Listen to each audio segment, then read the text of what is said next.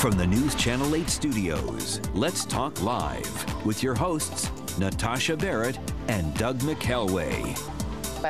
Well, for many people, the holiday season is a time when resentment can rear its ugly head. The result, family members tiptoe around sensitive issues. We all have somebody in our family we just don't want at that table, Yeah, right? yeah, unfortunately. We won't name names. No names, though. But there's a way to keep family feuds from sucking the fun out of your holiday season. Life coach Margie Warrell joins us with tips on how to keep the holiday season from being overwhelming. Yes. Well, you know, at this time of year, I think a lot of people find themselves feeling very stressed and overwhelmed. Long lists that you haven't finished your shopping done. And, you know, throw in a blizzard like we had last weekend, and it doesn't help the mix at all. But I think it's important to realize that we create our own stress. It's not the length of the shopping list, it's the reaction we have to it. And likewise, when family come to town and we get together, you know, tensions can run high. But to realize we have to take responsibility for how we're dealing with the people around us. We think each Christmas, I think a lot of people go through this. I'm gonna dumb down the list, it's gonna be simple, I'm gonna do this. And you get to the last couple days and you feel like, oh, I gotta do this, oh, I'm gonna do this. And you take it overboard. You do. Yeah. And I think, you know, the title of my book, Find Your Courage, I think we have to find our courage, be honest with people and say, you know what, Philip, I didn't get through my list. I haven't got what I really wanted to get you. Right. But, you know, I really care about you. I love you. Let's do something special in January. And I think people, what matters most is that we feel cared for, that we feel loved. And what matters far more than the gifts we give or that we receive is the spirit that we bring to the whole season. You know, and I think one of the other added stresses is particularly, you know, you have so many people in this area that aren't necessarily from here who either have people come into town or travel back to wherever they're from.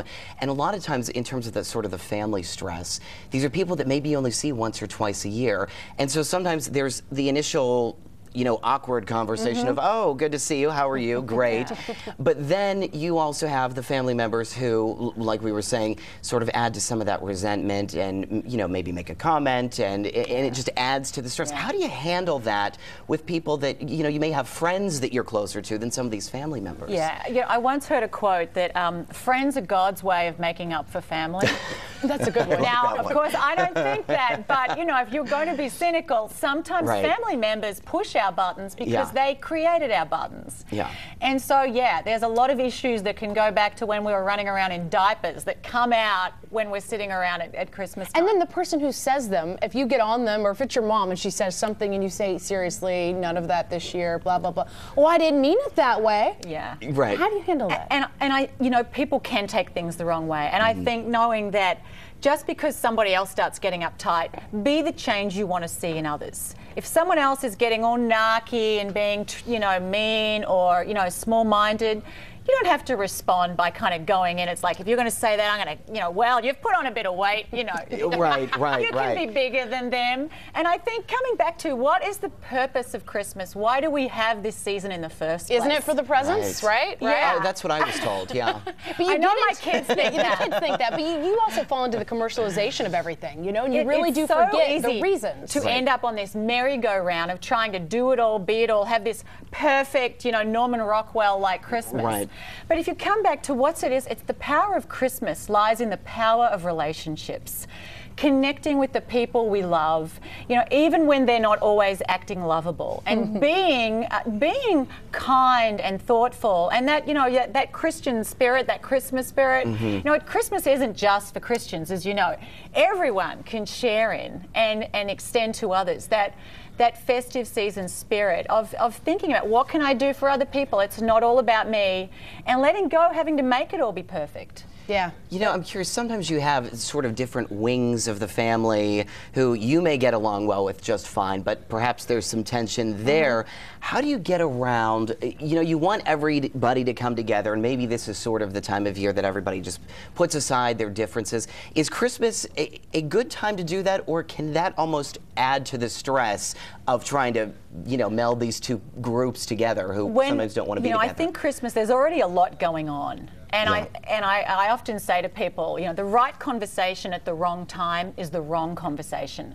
So sitting around Christmas lunch isn't always the right time to address that long-standing resentment about, you know, Uncle Bob's will and how it was distributed amongst family members. Oh yeah, touchy subject. Well, what if you pull somebody away from the crowd and you just kind of just say, you know, they're there when you really want to, you know, be sterner? Does that work, or just totally steer clear?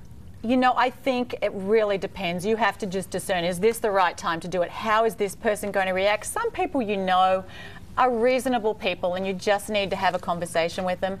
And others, you know, that they could react violently. In other words, steer clear. And, you know, you've got to make that judgment call yourself. But really, at the end of the day, you know, realizing that our relationships with others exist in conversation, the quality of the conversations we have.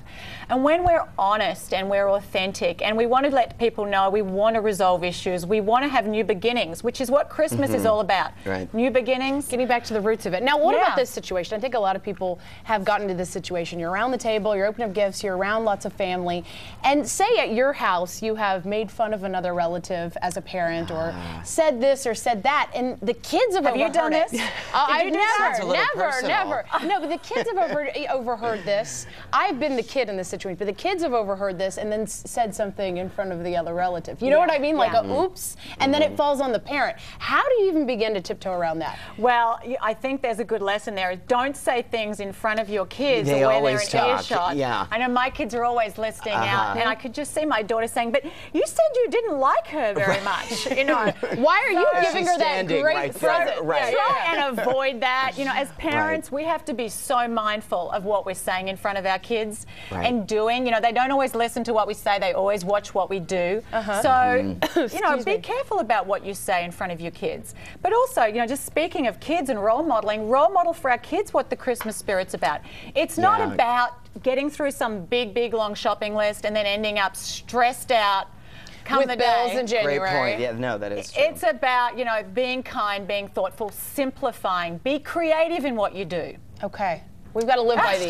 Good stuff. Got a good start. Write them down, right? I'm already feeling the stress is just melting away. You know what? The best thing you can do for yourself, I think, during this season is take regular timeouts, breathe deeply and go, okay, what is it all about? Am I getting caught in and sucked into this merry-go-round? You know, and just come back to what really matters most. Good advice. Margie, thanks for coming in. Happy holidays. Pleasure.